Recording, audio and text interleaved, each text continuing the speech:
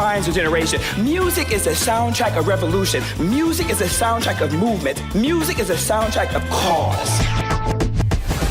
There is an intersection of politics and pop culture that you didn't even know existed. There's some boy, some girl sitting in a cubicle along K Street, somewhere in DC. A boy, a girl sitting in a cubicle along a hill with a Capitol with a dome who has single-handedly decided what you wore today. Whoa. Mike Muse is an industrial engineer, a music executive, a political architect. He breaks down the intersection of politics and pop culture. This is the Mike Muse Show.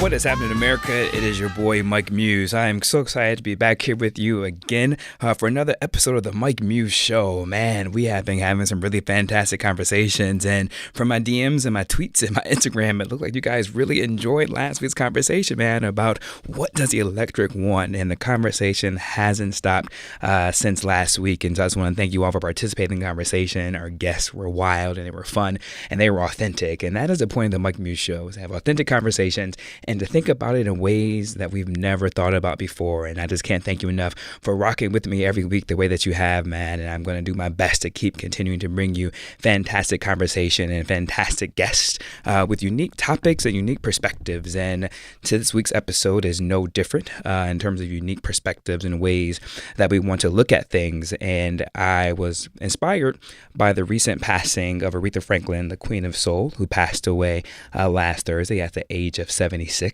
Aretha Franklin, will always be our national treasure. She had a gift that was unique to her and her incredible voice, but she also had a uniqueness in terms of the places and spaces that she was able to occupy. There was no one like her that was able to break bounds and boundaries the way that she did. And we saw her perform for inaugurations for President Obama and for President Bush. But there was also, too, a level of nonpartisanship with her. All loved her, from President Bush giving her the Medal of Freedom Award. And we've seen her perform at the Kennedy Center. One of the most moving things that we witnessed recently is her stirring performance in tribute to Carole King's You Make Me Feel Like a Woman. And to see Carole in tears and to see President Obama in tears, that let you know the power of her connection.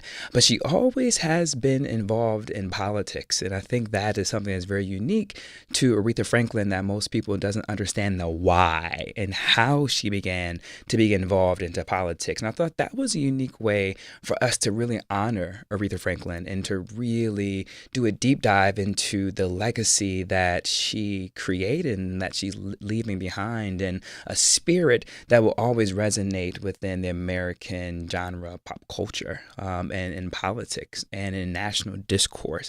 My hope is that we will continue to really peel back the layers of her more to understand who this dynamic voice really was on the inside. And I'm really excited to honor her and to honor her legacy. I mean, the accolades speak for themselves. One of the first woman to be inducted into the Rock and Roll Hall of Fame. I mean, she's also the first woman to have broke the Billboard 100 chart, so having 100 singles at number one. I mean, that is an incredible feat that she had. And so I really want to do a little deep dive and to go further in terms of who was this dynamic woman from Detroit, Michigan. And I thought there is no other person who I would love to have this conversation with than a friend of mine by the name of Dominique Maruso. Dominique Maruso is a graduate of the University of Michigan. That's also, too, where Aretha Franklin got her honorary degree. And so she is an honorary Wolverine. So one shout out for Go Blue for the late, great Aretha Franklin. Dominique is a fantastic gift in her own right. And just like Aretha Franklin recognized the power of her artistry and to use the artistry for good and to use the artistry to advance narratives and to advance notions and to really challenge our consciousness and our psyche to make individuals see beyond their current circumstances and want to transcend and create dialogue for change and for movements. And it is all through Dominique Moruso's career. She is the author of the Detroit Project, which is a 3-play cycle, which includes the following plays: Skeleton Crew, Paradise Blues, and Detroit 67. And I have to say, I think out of all the plays that Dominique has written, I've only missed about 2 or 3. And so I'm still kicking myself for other 2 and 3s, but there'll be so much more to make up for it. She also has done plays from Pipeline and Sunset Baby and Follow Me to Nelly's, which is still one of my favorites of all time. And currently, she is the book writer for the new production, Ain't Too Proud to Beg. Just Ain't Too Proud, The Life and Times of Temptations. Dominique, man, has so many accolades. She's alumna of of the Public Theater, Emerging Writer Groups, the Women's Project Lab, the Lark's Playwright Workshop. She's developed work at the Sundance Lab, William Thomas Theater Festivals, and Eugene O'Neill Playwrights Conference. Man, I just have to keep talking about her. I normally don't read bios like this, but just to give you guys an understanding of really who she is, she's commissioned by the Steppenwolf Theater, the Women's Project, the South Coast Rep, People's Light and Theater, and the Oregon Shakespeare Festival. Man, and that doesn't even go on. You're talking about broadcasting. She is one of the co-producers of the Showtime's hit series Shameless. I think you guys have watched that a time or two. I can go on and on and on and on and on about Dominique Moruso, but she's also to the August Wilson Playwriting Award, the Edward Kennedy Prize for Drama, and the Obie Award, the Ford Foundation Art of Change Fellowship, and she is being named one of Variety's Women of Impact for 2017-2018. Ladies and gentlemen, help me in welcoming the incredible Dominique Moruso. What is happening, Dominique? Hey, Mike. I'm so happy to be talking to you. Yeah, I am so happy to be talking from Michigan.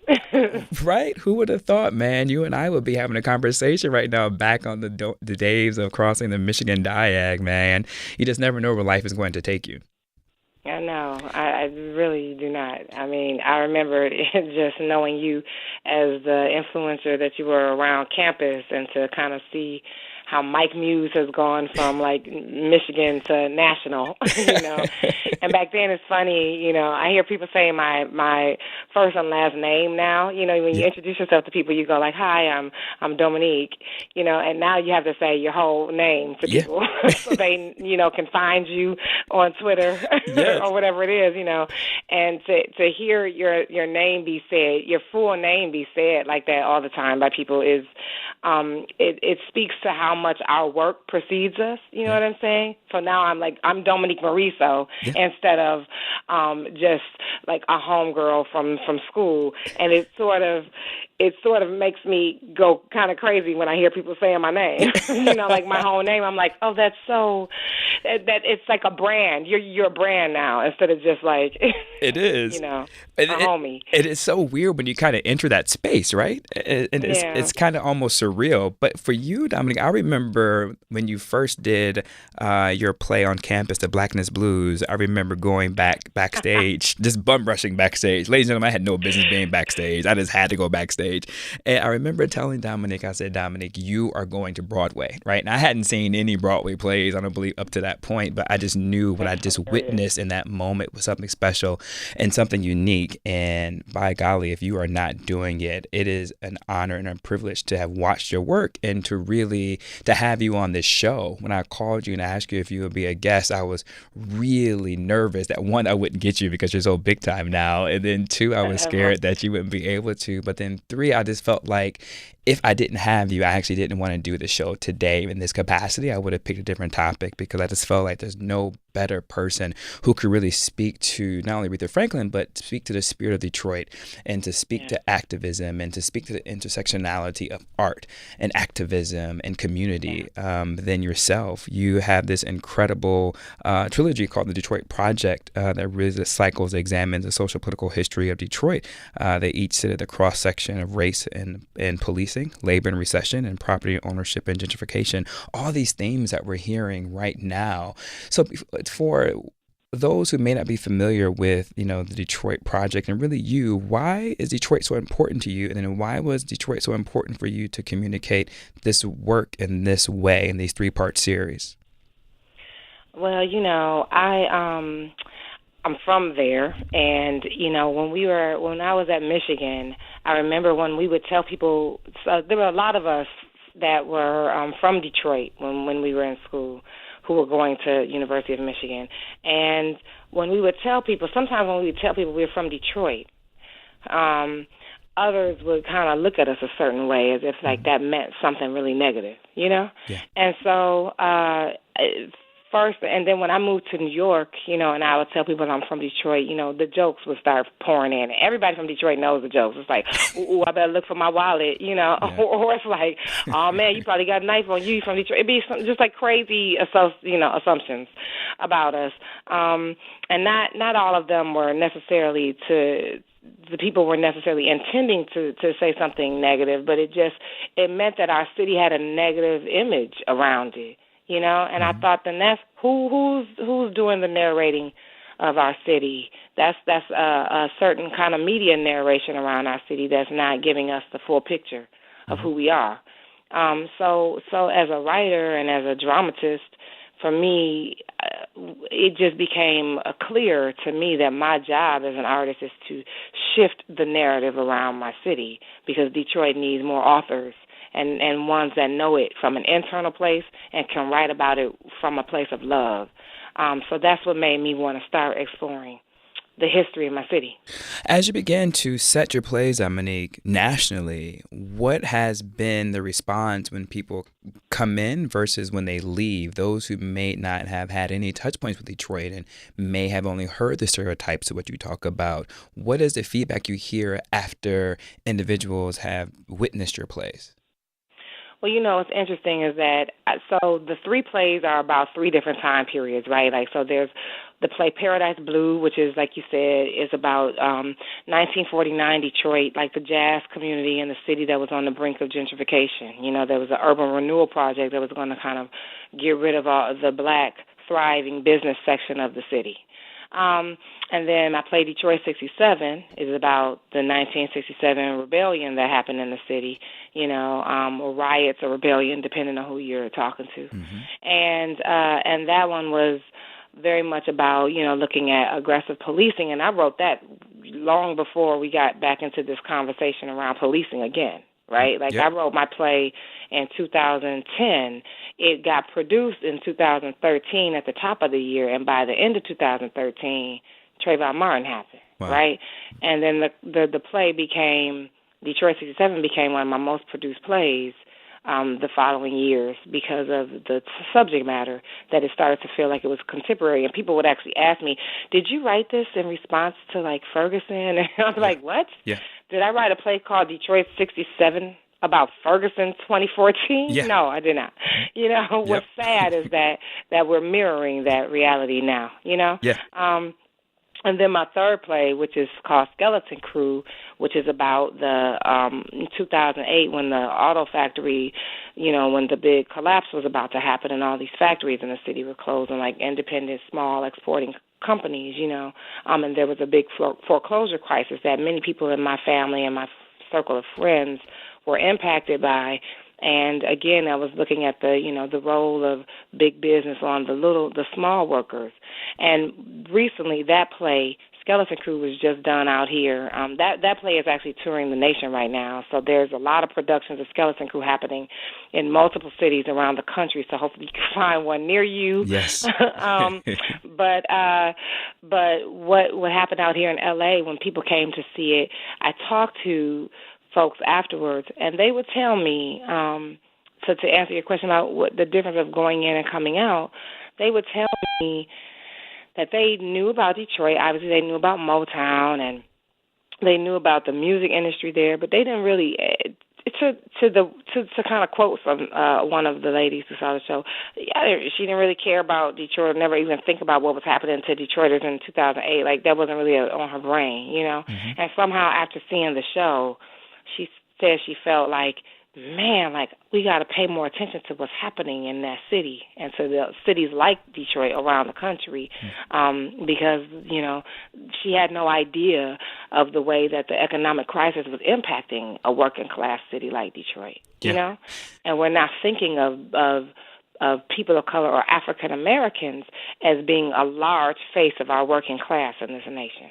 What's interesting about what you just said, Dominique, and about your plays, and I really want to go into Detroit 67 for a second, and even Skeleton Crew, is how much they're mirroring what's happening currently in society. As you mentioned, Detroit 67 with the policing and the disruption and distrust between police and community, we see that happening consistently today, and your play really highlighted that, but also too, Detroit 67 really highlighted how Detroit became what it is today, if you will. And I think a lot of people don't understand that aspect of the suburban flight that was a result of that, and how much that takes resources when taxes aren't there in the city to provide education, to provide better housing for the community and for the residents. But what's also really interesting about Skeleton Crew, I talk about that a lot in the lens of the political conversation that I have, in the sense of, we know the automotive bailout was occurring. A lot of people who didn't have touch points to the manufacturing belt, those live on the East Coast and those live on the West Coast, thought that, it was okay to see the automotive industry go under, not really realizing that a lot of these cities in Michigan, like Detroit, were built around these manufacturing plants. And so when these plants close down,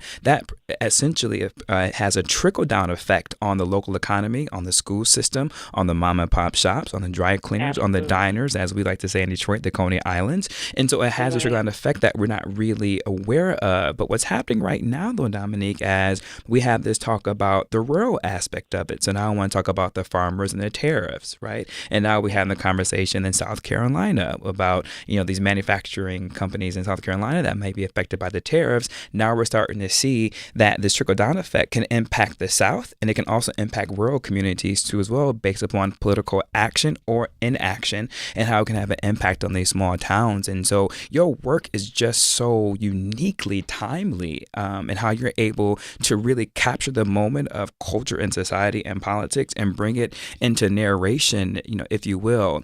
Detroit 67 was capturing the time period of Detroit riots, and that was in a moment where Aretha Franklin was really becoming and forming her identity as a young woman. Can you talk a little bit about your thoughts on Aretha Franklin and what she meant to the city as a Black female who is from Detroit, but then how does that, widen out to the impact of the world that she had through her music? Yeah, it's funny because I was just talking to my cast, and I know we'll probably talk about this a little bit, but my cast of my musical, Ain't Too Proud, and we were talking about the Temptations, because they're about to open out here in L.A., and we were bringing up every time that we tell this story, because we've been working on this for the past 2 years, and we've done it in Berkeley, and we did it in D.C., and now we're doing it here in L.A., and then next we're going to Toronto, and then we're going to Broadway.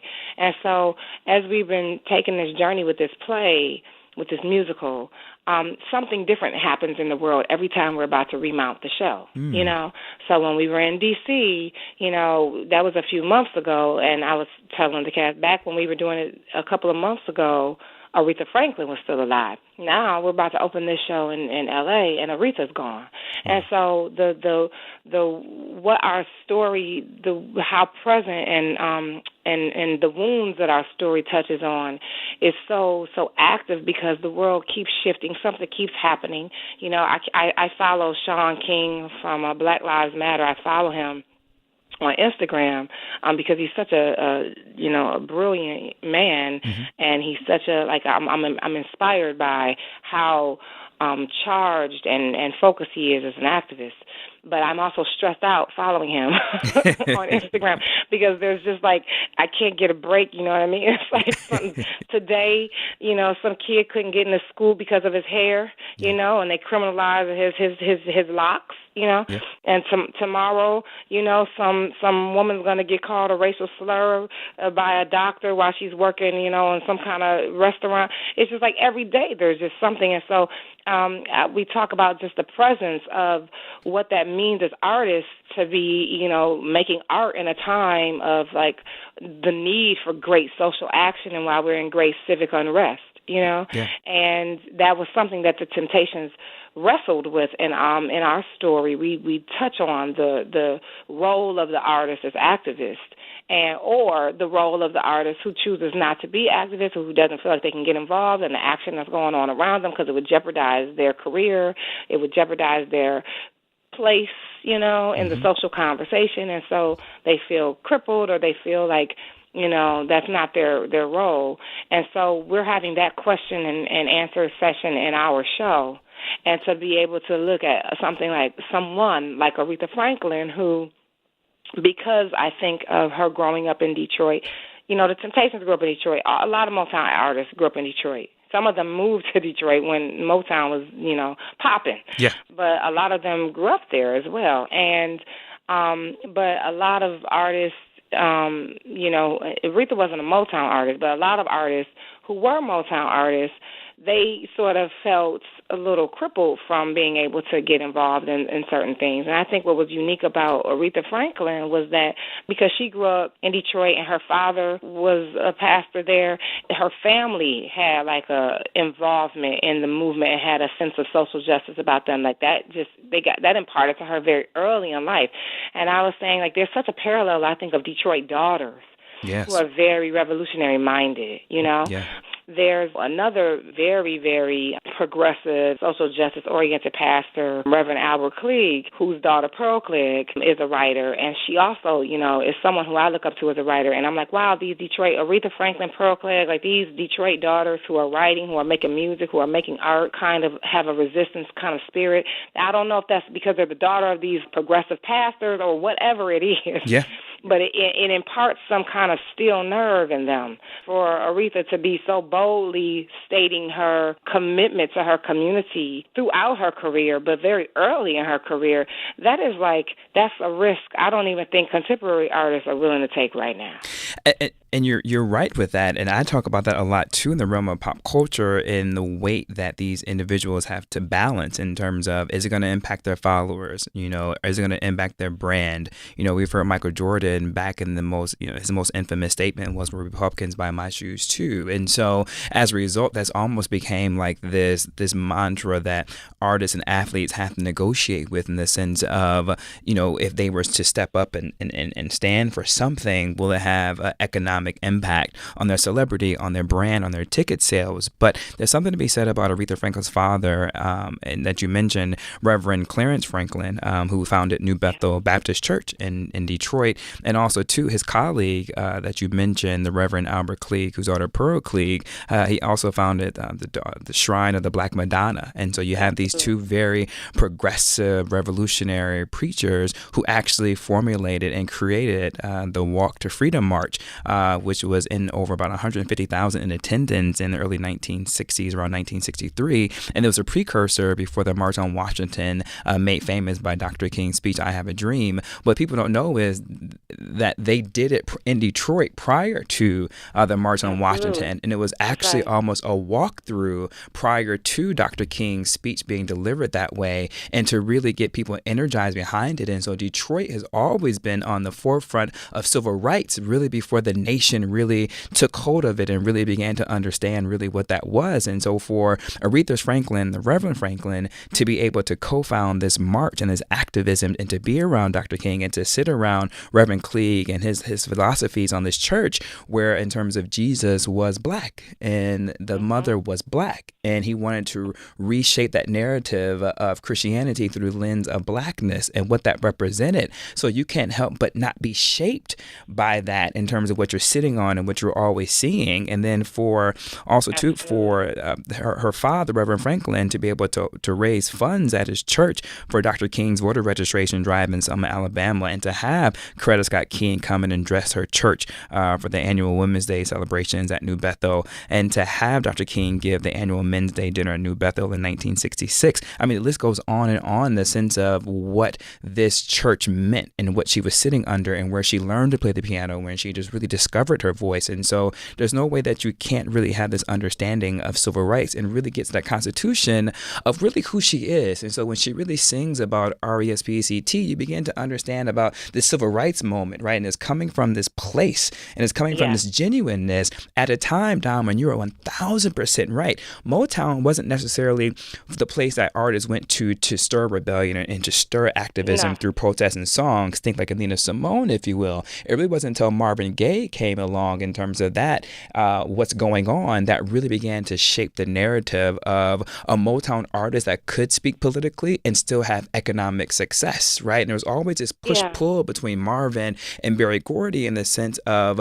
could this song even get released? And Marvin Gaye was like, well, I'm going to be out, if this doesn't get done. Well, if you understand Berry Gordy and what he came from and how he built Motown and what the mantra was, I think, there at Motown, which was to create these great crossover artists, then that sort of political ideology and the sort of very controversial statements and controversial music really wasn't going to be faithful to the brand that Motown was building. Because Motown was sort of building, you can play us, we are going to integrate the nation. That was I think Motown's greatest success was that their music did, in a sense, allow a nation in a time of civic unrest to be able to come together, tear down the barrier, the literal, stanchion tape or whatever those things are that keep audiences this side, you're on this side and we're on that side, and they would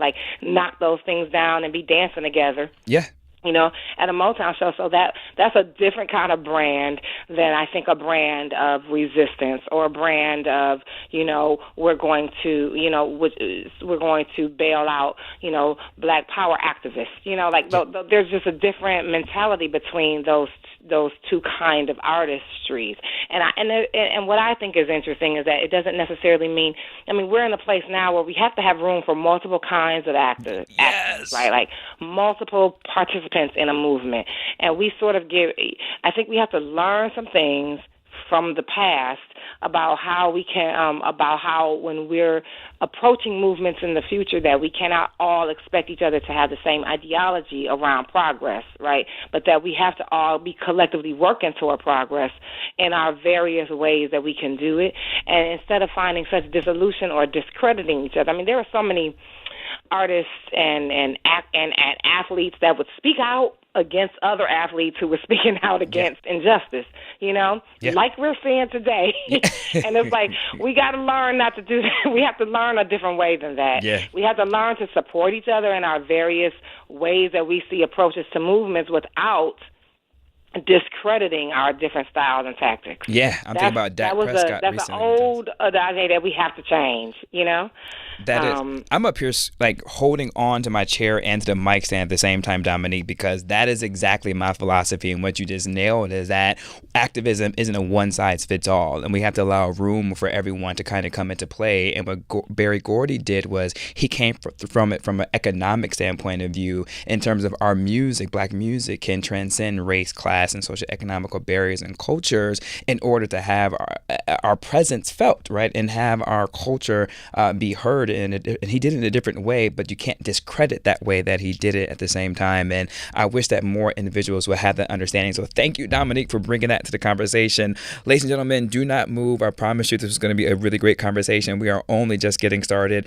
Please keep the conversation going online. We want this to be a two-way dialogue. You can tweet me at I am Mike Muse, MUSSME. And Dom, give out your Twitter really quickly. I'm at DOMORISSEAU. That's at Domoriso. So grab a snack and come on back on the other side. And pick its sides. Don't punish me with brutality. Talk to me so you can see what's going on. What's going on? What's going on? What's going on? Yeah, what's going on? What's going on? What's going on? What's going on? Right on.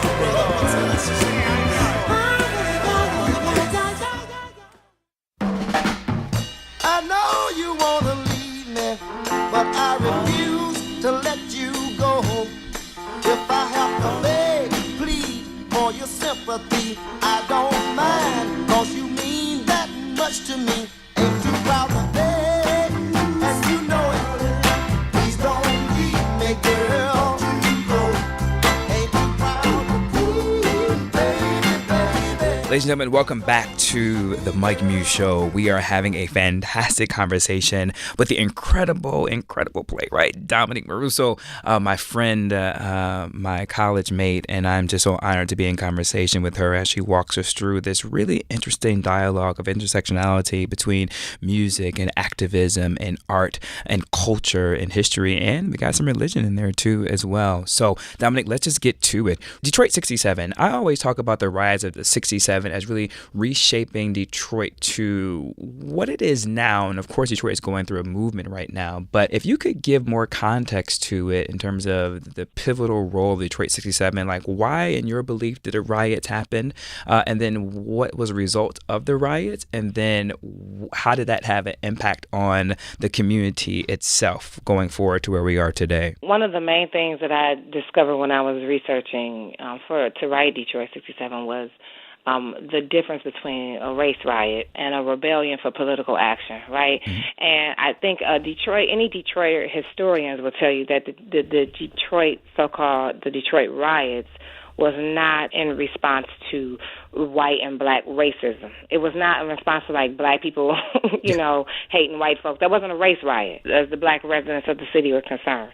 That was a rebellion in the name of police brutality. It is very similar to what it is now. When you're saying, like, oh, people are rioting, they're burning businesses, and they're just angry. That's not what it is. It was a consistent how blacks were being laid off at the factories in the 60s. It was a result of redlining that was happening in Detroit, where black homeowners wanted to buy, homes outside of, like, black communities, and the resistance to that by the white residents. There was terrorism that was going on to black residents by white residents when black people were moving to their neighborhoods. There was also the sense of the lower rate, like the poor treatment that black folks were getting in the factories. That's a big deal because at the time in the 60s, there were a lot of revolutionary union movements happening in the factories in Detroit among black workers who were getting the crappiest jobs and the lowest pay when they were working in the factories. They had a lot of foremen who were racist toward them, so there was not a lot of, like, ascension in the factories for black workers.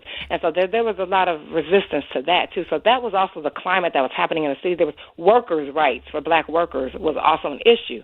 And so when you deal with all of that, and then you have a police force was called the Big Four, where, like, literally it's sort of like what would be today in New York, like stop and frisk, where, like, the police were given policies so that to back them up for stopping and, arresting and harassing black residents in the city. In particular, they would go down by 12th Street in Claremont, which is the area where the riots began. They were going down there because that was considered like a seedier part of town, and so black women walking around there would become called prostitutes, whether they were or they weren't. Do you know what I mean? Yeah. And it was like assuming that they were doing drugs or selling drugs, or that they were holding after-hours parties, which is a lot of times people would do to raise extra money.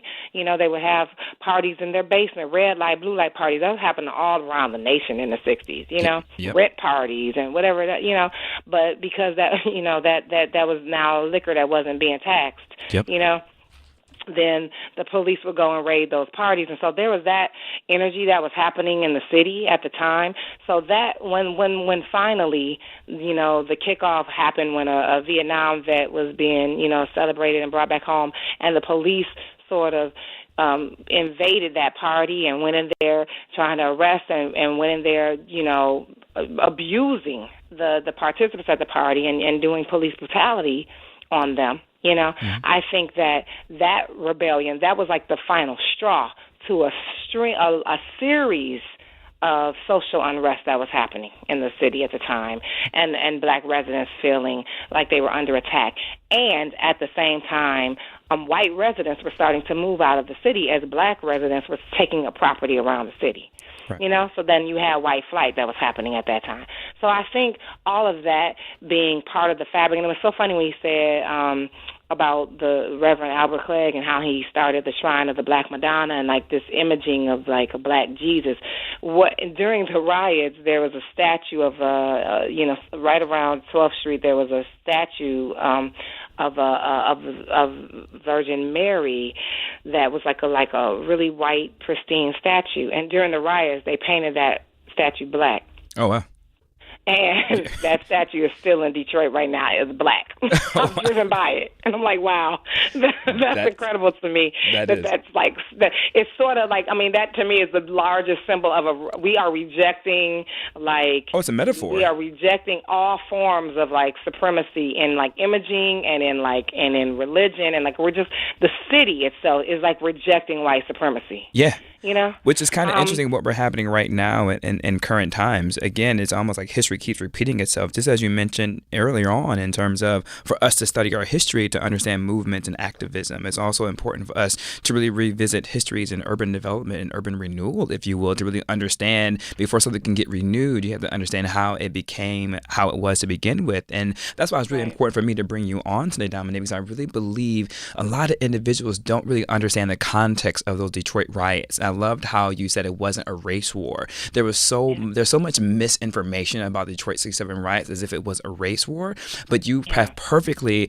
underlined what was the frustration that was boiling up. If you can imagine two gentlemen from the Vietnam War, was a controversial war to begin with, that are returned home and are being celebrated by their community, and then it gets raided and busted up. It's almost like in the moment of joy and triumph, while all this other stuff is happening, is like allow these residents to have their moment, but instead you come and you raid the place, but all these undercurrents are forming. And just one stat that I found, Dominique, that I thought was interesting for our conversation was really to underscore the policing, that in 1967, 93% of the force was white, while 30% of the city residents were black. And so that just helps underscore the point that you're making about the over-policing. We see that was a situation that happened in Ferguson in terms of over-policing. When community and community relations, have a disconnect, it usually comes in that sense of over-policing moments. And economically, Dom, the unemployment, we always think now GM, Ford, and Chrysler,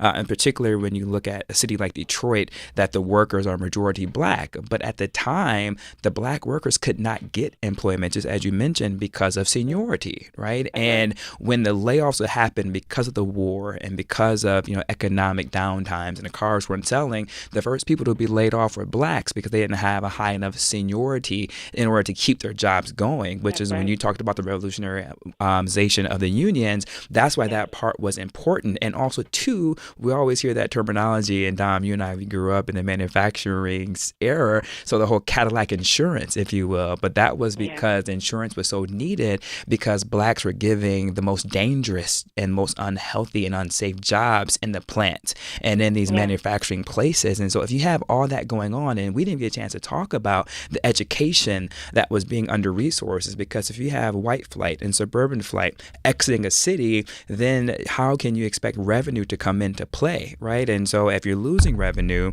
and then you have a system of an education system where the classes are overly populated, and then you have this racial dynamic and these racial tensions, then our kids are not, the kids of Detroit are not being educated properly enough in order to position themselves for higher education and position themselves in order in terms of economic mobility and movement.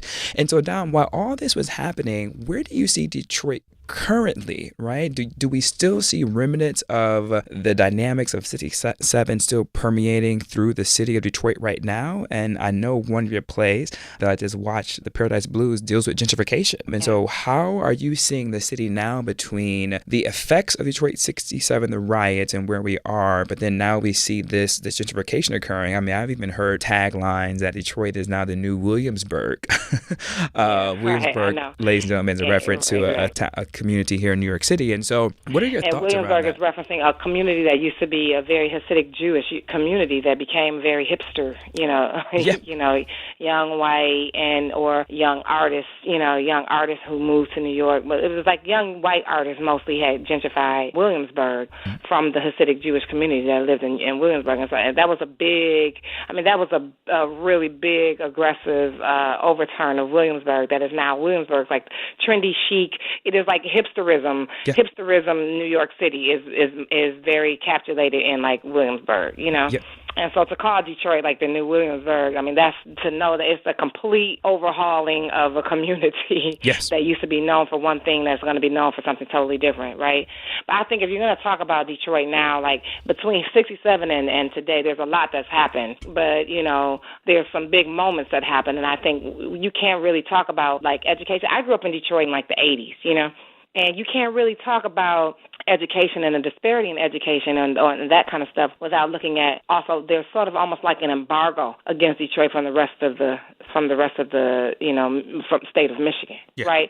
So when we had our first black mayor, Coleman Young became the mayor of Detroit for like 20 years. Yeah. And people have a lot to say about Coleman Young, and I think that he, in the social narrative around Coleman Young, he's looked at as a very controversial mayor. Mm-hmm. But what is important is that when Coleman Young was mayor of Detroit, he also had an entire police force that was black, right?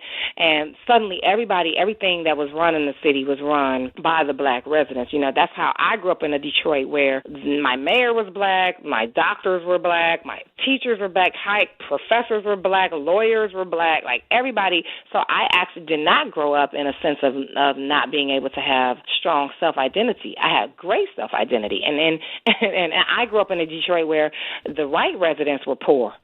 Yeah. You know, like to be white meant to be poor to me growing up. Because this was a city that was really run by black economic empowerment. Wow. And so if white residents stayed in the city, if they didn't leave, that was because they couldn't afford to. Wow. So then my white friends I grew up with were like raised on the poor part of Southwest Detroit, like a very poor side of town. And so Dominic, you don't hear that too often. I know you're on a thought right now process, but you don't hear that too often in terms of you understood whiteness to be poor and under-resourced, right? That's something you don't hear that narrative of, which is also what makes Detroit so unique, which also goes to why Detroit has such a misrepresentation of what that city is. And when you hear about the spirit of Detroit. And so I didn't want that to go overlooked. I just want to just double down on how that is so uniquely Detroit and how you don't hear that much at all. It is. I mean, when I was growing up, Detroit was like 95% black. Like, you did not see white people in the city, yeah. You know, not even downtown. Like, then growing up, like, eventually you would start to see them downtown for, like, very specific, you know, events that were happening in downtown Detroit. Now, of course, you see them downtown all the time, right. You know, and now you see them all throughout the city. You see our white residents are all over the city, and there's, like, sort of been a really strong shift. That it's a complicated shift that's happening in the city right now. But when I was growing up, that wasn't the case, you know, and I did have white friends growing up, but they were definitely, I mean, they were the minority. Myself, I mean, I actually felt empathy, you know, in a different way. I felt empathy for them like maybe some of them might be feeling empathy for us in other cities, you know, and I had no idea, honestly, until I got to University of Michigan, what it meant to not be the majority. And so it was very uncomfortable to be in the minority. I took a white girlfriend of mine back to Detroit recently, like maybe a few years ago, and you know she's a white girl in Brooklyn. That's a very different kind of girl, you know. Yeah. I mean, New York's different. You're gonna grow up around. You're gonna be around. We're a melting pot for real. You know, you're riding up the subway with everybody from all over the place. Age, there's diversity in every category. Yep. Race, age, religion, just gender identity, sexuality. You know what I mean? You know, you gonna meet all kinds of everybody. Yep. And so to be around, to be a white girl in Brooklyn around people of color is not a big deal, you know? It's not a big deal at all. She can come over to my house and I'll have a bunch of friends, you know, my black friends and my white friends, and it won't be like a weird thing. In Detroit, that'd be very weird. Yeah. Right. Yeah. So when she came to Detroit to visit Detroit, she was actually trying to help me do some research to start Skeleton Crew. Mm-hmm. And when we came home, I was thinking, oh my God, I'm so nervous for her to come to Detroit because I don't know how she's going to feel, because I don't know what it's going to be like to be white in Detroit. Like, it's going to feel like something. And she eventually admitted to me, like, I didn't want to offend you, Dominique, but I have to say, like, the absence of white people here is like startling. And I was like, I figured you would think that. You know what I mean? I was like, I've been wondering what it's like for you. I'm so glad you said it. But now you see what it's like for me. be everywhere else I go. Yeah. It's a great social experiment. Now you understand. I feel another play coming on. Another play coming on. But what she also mentioned, and I thought this was profound, because she actually grew up in Columbus, Ohio. And when I took her around like different affluent communities in Detroit, she admitted to me, the houses are beautiful. People think of Detroit as like some kind of urban wasteland or something. Like, it's not true at all. We have beautiful property, beautiful. Of course, now you see it because so many people are developing and taking that property. But she admitted that she had never seen a neighborhood like this that was a black middle class. Yeah. She said usually the neighborhoods like this are white, and where she's from, and the impoverished neighborhoods are where you see most of the black residents. And she didn't want to offend me by saying that. I said, you're not offending me by speaking your demographic reality in your, from what you've witnessed. Absolutely. That doesn't offend me, but it should offend our nation that's some kind of reality. It is. So to know that Coleman Young really, and during his terms, he really ran a self-identity campaign for us in the city, and so, but he also made very clear that he was not going to be doing business with white racism, and that he also wanted black empowerment in the city, and that when you say things like black empowerment, it really does, I think in a very disappointing way, scare off white allyship, right? Because it somehow black power sounds adjacent to white power, and they're so very different. It's so different. Ideology. And I'm so glad you said in a very disappointing way, because that is so true. It's too much that we want to do these false comparisons, right? And these false narratives that get out there, and no one is really out there to counter that and to really say those two are not equivalent. One does not equal the other. They have two different meanings altogether, which is interesting. Well, our brains are really trained for a synonym and antonym, right? Yep. So we go white, opposite of white, black, opposite of good, bad. Like we do these opposites, but not everything is not everything can be drawn as easily as opposite, because not everything is even. Yeah. So you have to be able to be opposite. You have to be even, right? Also, a direct opposite has to be even, and those two things are not even in power, so they can't be direct opposites. You know what I mean? And also, too, to be open. And a lot of times, too, individuals aren't even open to wanting to hear the truth and the real story of Detroit. And I'm not going to call this company out, but it's this new trending company that's happening in Detroit right now. And I met the brand ambassador for the company out here in New York City, and I began to ask her, what's her thoughts on Detroit? I know you're happy to be there. And her exact words in the quote, Detroit is a wasteland. And I said, but you guys really pride yourself on using Detroit as your marketing tool and your marketing tactic. And I said, oh, it really just is for show. And she agreed that it was. And so that's something things are kind of happening now. What's interesting, though, that you bring up about Coleman Young, though, Dominique, is that Aretha Franklin sat under not only her father, but also Reverend Clegg, who founded the Shrine of Black Madonna. And it was through Reverend Clegg's political organization, the Black Slate, that they actually promoted and supported Coleman Young to becoming the first black mayor of Detroit in 1973. And so when we talk about Aretha Franklin and we talk about political activism and movements, she was right there at the heart of it in the 60s. She was there with Dr. King and Malcolm X and Stokely Carmichael and Medgar Evers. And she was also there when people may not know, but Dr. Martin Luther King actually was a recording artist on Motown. They actually were allowed to record his speech that he gave at the march in Detroit, and he asked that all the royalties go back to the Southern Leadership Conference and not to himself directly. And so when she's sitting underneath all this, how can you not see how she was able to so seamlessly move through these political spaces and places and dynamics? Dominique, do you think that is what made the identity of Aretha Franklin so strong? Do you think it because of that spirit of Detroit that she was able to really understand her identity in this place? Yes, because I feel like I'm also a daughter of Detroit, and I think the same thing happened with me. You get a really strong call to preserve and to see Detroit as an extended part of your family, and therefore Black America as an extended part of your family, and therefore all of America as an extended part of your family. And so you get that, and because Detroit is really, it really is a metaphor for the entire nation. And people have always said that to me, and I didn't really understand that. Like, some people look at it as a warning sign, to what could happen in your city, But to me, it is just a place where you can see when you don't address and when you alienate and the real root of social unrest there. Because if we just simplify it to black and white, we are not doing our jobs. Right. To really investigate what's underneath that black and white. It's power, it's leadership, and it is economic empowerment, and it is also social infrastructure, who's running different businesses and where leadership is across a nation, Right. And so I think that if you're not able to investigate those things, jobs, education, land development, and if you're not looking at the history of discrimination and land development, then you're not going to get underneath what a movement is really about. Right. I think that looking at who a woman is really about, a woman who is a music artist and an activist, to understand who she's really about, you have to look at what she's really coming from and the social identity tied into where she's from.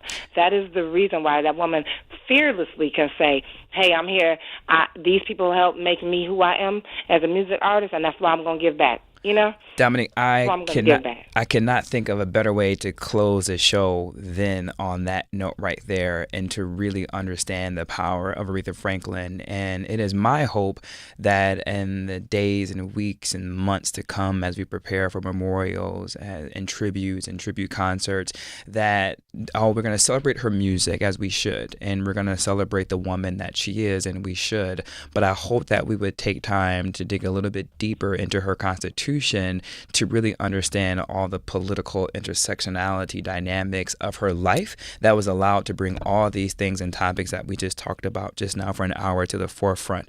Dominique, thank you so much for your time. But before we go, how can individuals find the play The Temptations right now? Because I didn't want to break the news here. I heard you say it yourself on Broadway. And so how can folks see it in Los Angeles before it makes its run? So right now we are playing at the Amundsen Theater in Los Angeles.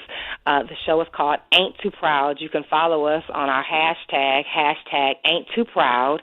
Be very careful, because people will want to call the show Ain't Too Proud to Beg if you almost did, Mike. I did and earlier. I know that's because of the name of the song. We got the song in our head, the Temptation song. But the show is just called Ain't Too Proud, and there's just a reason for that. It captures more of the meaning of what the whole play is about. Is there a website, Dominique, where people can get tickets? Yes, so people can get tickets. I mean, you can, if you look Ain't Too Proud online, you can get tickets, because it depending on what city you're going to find it in. Yep. Or you can also look at centertheatergroup.org and go online to get tickets there. And ladies and gentlemen, we'll see you. Ladies and gentlemen, I beg you, you have the opportunity to hear Dominique now.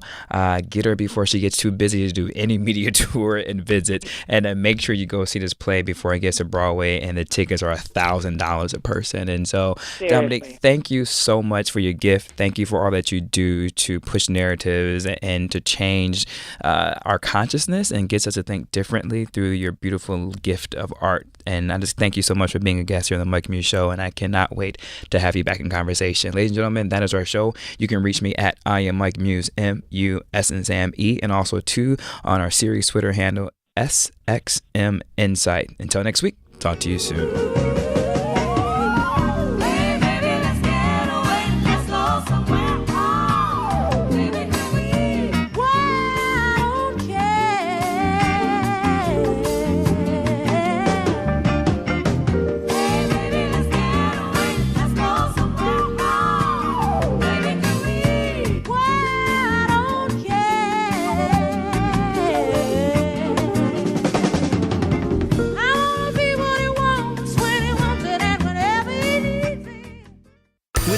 Improved SiriusXM app, you can follow your favorite hosts on Twitter while streaming. Plus, catch shows you missed when you want with On Demand. Visit SiriusXM.com/app for more info.